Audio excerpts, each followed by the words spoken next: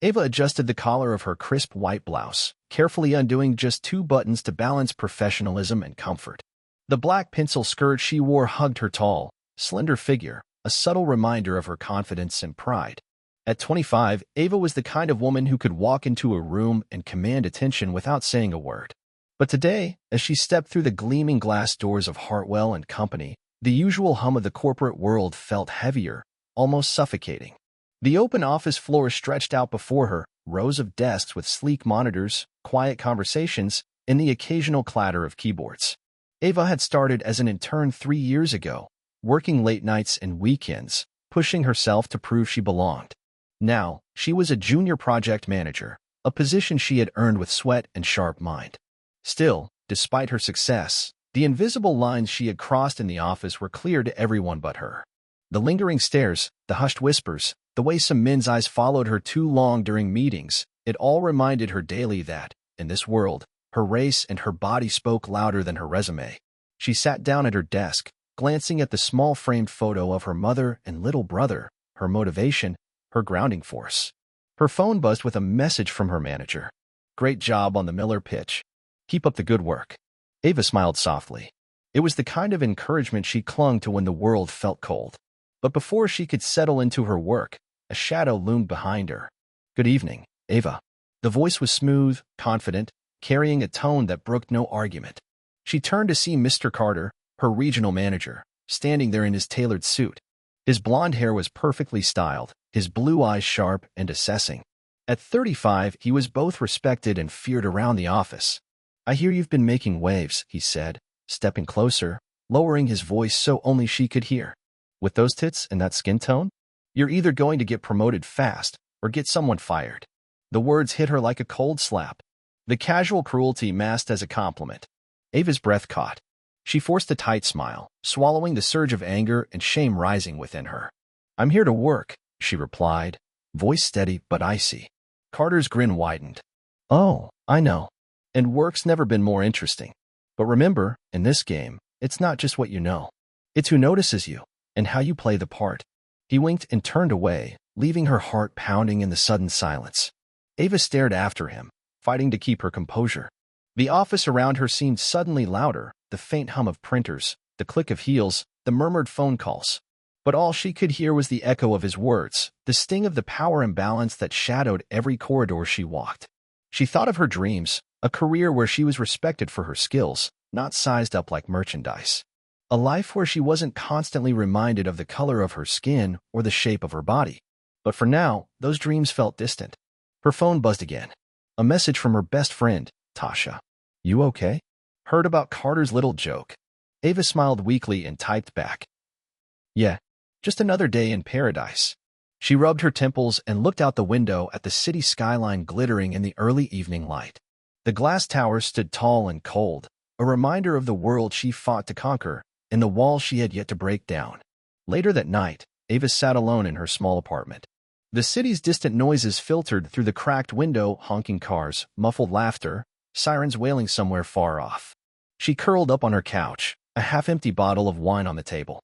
Her mind replayed the encounter over and over. With those tits and that skin tone. How could she reconcile the woman she was with the way he saw her? The professional, ambitious Ava with the object of his crude assessment? Tears pricked her eyes, but she blinked them away. She had come too far to break now. Her phone lit up again. "Tasha, you're stronger than he'll ever be. Don't forget that."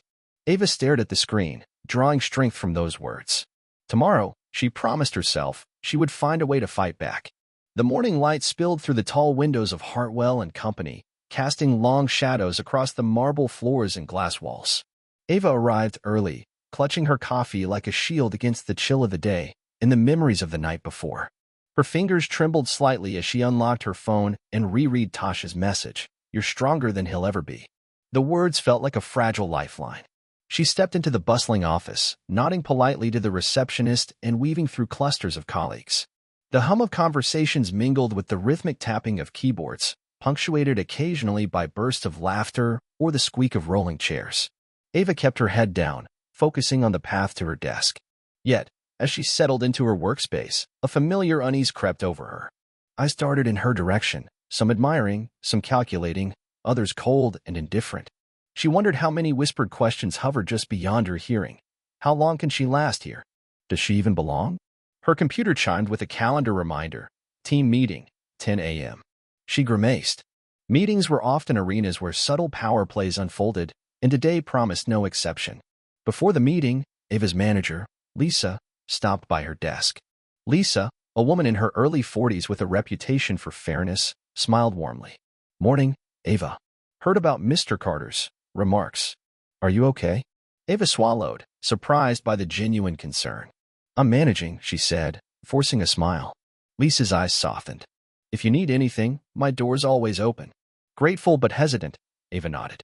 The conference room buzzed with quiet chatter as the team gathered around the polished oak table. Mr. Carter entered last, his confident stride filling the room. As he took his seat at the head, conversations hushed. The meeting began with routine updates, quarterly reports, client feedback, but Ava's mind drifted, distracted by the lingering impact of his words. When the discussion turned to project assignments, Carter's gaze landed on her. Ava, he said smoothly, I want you to lead the presentation for our new client next week. Big opportunity. The room's atmosphere shifted. Colleagues exchanged glances, some surprised, others skeptical. Ava felt a surge of conflicted emotions. Was this a genuine chance or another manipulation? She nodded. Thank you. I'll prepare. Later, alone in the restroom, Ava caught her reflection in the mirror. The confident woman staring back felt fragile inside. She thought about her mother's words, stand tall, no matter what. But standing tall sometimes meant facing battles she never asked for. Her phone vibrated, a message from Carter. Dressed to impress Friday night. Our partners expect more than numbers. Her stomach twisted. The invitation was a reminder that survival here required playing a dangerous game. That evening, Ava met Tasha at their favorite cafe. The warmth and laughter of the place offered a brief refuge. I'm scared, Ava confessed, stirring her tea. I don't want to lose everything. Tasha reached across the table, squeezing her hand. You won't. You're stronger than you know. And you're not alone. As Ava returned home that night, the city lights blurred through the rain-streaked window of the subway. She felt caught between two worlds, the professional woman she aspired to be and the vulnerable target others saw. But deep inside, a fire was kindling, a resolve to reclaim her power and dignity. Friday night arrived with a chill in the air, the city wrapped in a light mist that blurred the sharp edges of skyscrapers and streetlights. Ava stood in front of her bedroom mirror, carefully choosing a dress not too revealing, but elegant enough to command respect. The soft fabric of a navy blue sheath hugged her figure modestly, and she brushed a few stray curls away from her face. Her phone buzzed. A message from Mr. Carter. Looking forward to seeing you tonight. Dress sharp. Her heart pounded, not from excitement, but anxiety. She remembered Tasha's words from earlier in the week, you're stronger than you know, and repeated them silently. She wasn't sure what awaited her, but she wasn't going to back down. The restaurant was an upscale, dimly lit place in the heart of the city, where glass chandeliers cast soft light over white linen tablecloths. Ava arrived early, nervously smoothing her dress as she waited at a corner table. Mr. Carter entered shortly after, looking every inch the polished businessman. His smile was polite but cold as he greeted her. Good evening, Ava. You look stunning. She gave a cautious smile. Thank you. You look well, too. They ordered wine and small plates, the conversation starting with light topics, work, the economy, upcoming projects. But the undercurrent of tension was unmistakable. After a few sips, Carter leaned in. You know, Ava, this dinner is more than business. It's about relationships. Ava's pulse quickened. He reached for his wine glass, swirling the deep red liquid. You have a rare combination, brains and beauty. That's a powerful asset. She met his gaze firmly. I prefer my work to speak for itself. He laughed softly. Of course. But in this world, perception matters. As the evening wore on, Ava felt the weight of Carter's attention. He steered the conversation toward more personal subjects, her background, her ambitions, her challenges. Ava answered cautiously, wary of revealing too much. At one point, Carter excused himself to take a phone call. Left alone, Ava noticed the subtle way other diners glanced their way. The power dynamic was on full display. When Carter returned, he smiled and said, Let me get you another glass. Ava hesitated, then nodded. Moments later, her vision blurred. The room seemed to sway. She tried to stand, but her legs betrayed her. Darkness edged her senses. She awoke in a dim hotel room, a heavy weight pressing on her chest. Panic surged, but her mind raced for clarity. She was alone, the room unfamiliar. Her phone was missing. Fear and confusion battled within her. Hours later, Carter returned. His smile was less polished, more dangerous. "I hope you're feeling better," he said smoothly. Ava's voice was steady despite the tremor inside. "What did you do to me?" Carter shrugged. "Just made sure you'd listen." The evening marked a turning point. Ava realized the path ahead would be fraught with danger, but also that she had to find her strength no matter the cost. The morning sun filtered weakly through the heavy curtains of Ava's small apartment. She lay motionless, the memories of the previous night pressing down on her like a suffocating weight. Her body ached, but it was the betrayal that cut deepest, a wound invisible yet raw. Her phone buzzed incessantly on the bedside table. Tentatively, she reached for it. Messages from Carter, polite yet demanding, asking if she was all right, hinting she should keep quiet. A chill ran down her spine. Ava's fingers trembled as she typed a single word back: "No." At work, the corridors felt colder than ever. Ava's usual confidence had been replaced by a guarded wariness. The office whispers started, some out of concern, others out of malicious curiosity. Lisa, her manager, caught her in the hallway. "Ava, are you okay? You missed the morning briefing." Ava nodded, swallowing the lump in her throat. "I'm managing." Lisa's eyes held sympathy. "If you want, HR is available. You don't have to face this alone." But Ava shook her head. "Not yet." Determined to regain control, Ava threw herself into work. She prepared for the upcoming client presentation with laser focus, knowing this was her chance to prove her worth beyond any doubt. Yet, Carter's shadow loomed. His subtle jabs and thinly veiled threats at meetings reminded her who held power. One afternoon, after a particularly tense session, Carter cornered her in the elevator. "You're walking a fine line, Ava. Remember, loyalty goes both ways." She met his gaze steadily. "I'm loyal to my work, not to your games." The elevator dinged, doors sliding open. Ava stepped out, heart pounding but head held high. That evening, Ava confided in Tasha over the phone. "I can't keep pretending it didn't happen," she said quietly. "But speaking out feels like risking everything." Tasha's voice was firm. "You're not alone, and you deserve justice." Slowly, Ava began documenting everything: emails, messages, whispered conversations. Each piece a thread in the tapestry of harassment and control woven around her. Her resolve hardened. She wasn't just fighting for herself anymore, but for every woman silenced by fear. Days blurred into nights as Ava navigated the fragile balance between survival and resistance. The office became a minefield where every glance, every word, could set off an explosion of consequences. Yet beneath the surface, a quiet rebellion grew. She meticulously saved every text message from Carter, every inappropriate comment recorded in her journal. The more evidence she gathered, the more empowered she felt. For the first time, she wasn't just a victim, she was a fighter. At home, late into the night, Ava pored over articles about workplace harassment, legal rights, and women who had stood their ground against powerful men. She drafted emails to HR, then deleted them, afraid but knowing she couldn't stay silent forever. Her phone buzzed with a message from Tasha. "Remember, strength isn't just standing up. Sometimes it's knowing when to ask for help." That night, Ava finally reached out to an organization that supported victims of workplace abuse. The woman on the other end listened patiently, offering resources and hope. Back at work, Carter's subtle intimidation escalated. He assigned Ava impossible deadlines, excluded her from meetings, and spread rumors questioning her competence. But Ava's determination hardened like steel. In a rare moment of courage, she confronted him in the break room. "Your games won't work on me," she said, voice steady. "I'm done being afraid." Carter smirked, his eyes cold. "We'll see about that." Meanwhile, whispers began circulating among coworkers. Some admired Ava's strength, others feared the repercussions of siding with her. The office politics shifted as tensions rose. Lisa offered a quiet nod of support, while HR began a slow, bureaucratic investigation.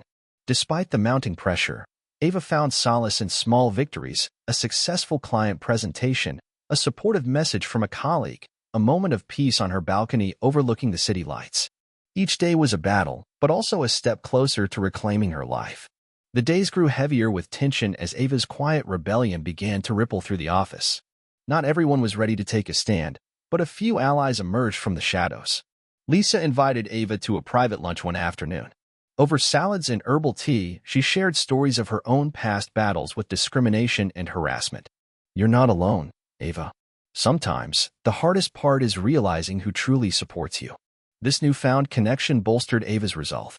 They began strategizing how to approach HR formally, how to protect Ava's career during the process, and how to gather more concrete proof. But office politics are a tangled web, and whispers turned into rumors. A coworker whom Ava had once considered a friend suddenly began avoiding her, casting furtive glances and steering conversations away. One day, Ava overheard a snippet of conversation. "If she's causing trouble, it could affect all of us." The sting of betrayal was sharp, but Ava pushed it aside. She was learning the painful truth that standing up for justice often meant standing alone at times. Meanwhile, Carter's behavior grew more aggressive, subtle threats turning into veiled insults in meetings. Ava remained composed but felt the strain. One evening, as she left the building, a shadow followed her down the street. Heart pounding, she quickened her pace until a familiar voice called her name. It was Marcus, a junior analyst who had quietly supported her from the sidelines. "You're stronger than they think," he said. "If you need someone, I'm here." With small victories and new allies, Ava began to see a path forward. The fight was far from over, but for the first time, she felt hope. Weeks passed, and the slow wheels of the HR investigation finally began to turn.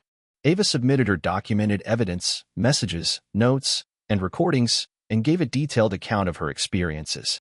The process was exhausting, often re-traumatizing, but she stayed steadfast.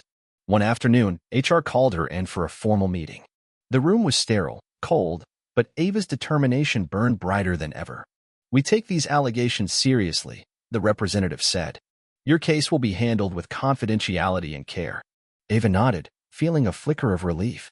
This was a hard-fought step toward justice. At the same time, Carter's demeanor shifted. He became distant, cautious, as if aware the walls were closing in. Yet, he didn't stop his subtle games entirely, testing boundaries without crossing them outright. Ava noticed the change but refused to be intimidated. One evening, after a long day, Marcus invited her to a small gathering of colleagues who supported her cause. It was a moment of warmth and solidarity, a reminder she wasn't invisible. Back at home, Ava allowed herself moments of vulnerability. She called her mother, who reminded her, "You are worthy. Never forget that." These words became her mantra. The battle was far from over, but Ava's courage and support network had turned the tide. She was no longer just surviving, she was fighting to thrive. The days that followed the HR meeting felt like walking a tightrope for Ava. The investigation was underway, but the tension in the office was palpable. Every look, every whispered conversation, felt like it was about her. The pressure was immense, yet Ava refused to let it break her. She continued working with precision and focus, determined to prove that her worth wasn't defined by the harassment she endured. Presentations, client meetings, late nights at the office, she gave everything her all, even as exhaustion crept in. One afternoon, Lisa pulled Ava aside in the quiet of an empty conference room.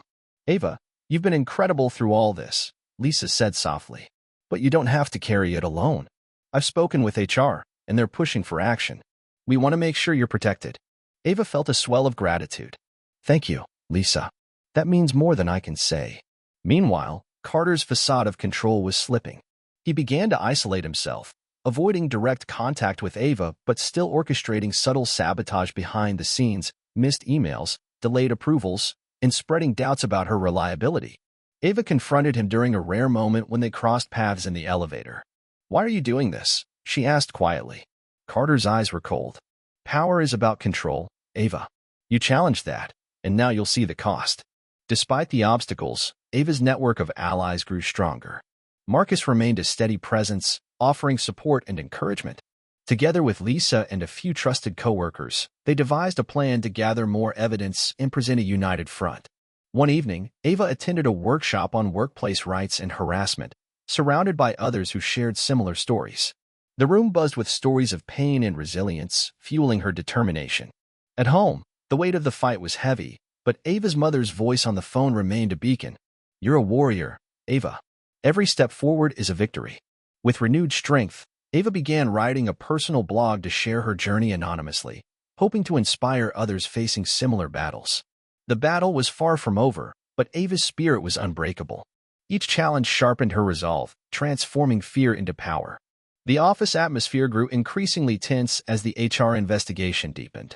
Ava's documentation, combined with testimonies from a few brave colleagues, made it clear that the allegations were serious. Carter's once commanding presence now felt fragile, his usual confidence replaced by nervous glances and cautious behavior. One morning, Ava received a summons to meet with the company's senior management and HR representatives. Her heart raced, but she steadied herself. This could be the moment everything changed. In the conference room, the stern faces of executives loomed. The lead HR director spoke first. "Ms. Johnson, we have reviewed your case thoroughly. The evidence is compelling, and the company takes these matters seriously.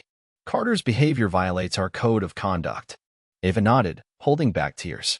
"Thank you for taking action." The room fell silent as the decision was announced.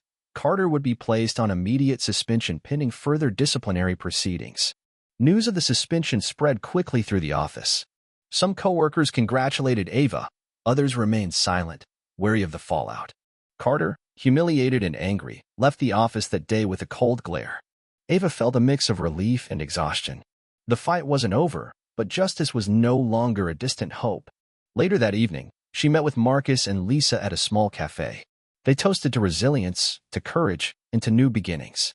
At home, Ava wrote a final entry on her blog, her words raw and powerful. "I was scared. I was alone. But I found strength I never knew I had. To anyone fighting in silence, keep going. Your voice matters." The day after Carter's suspension, Ava felt a mixture of relief and cautious optimism. The battle she had fought for months was far from easy, but the first true step toward justice had been taken.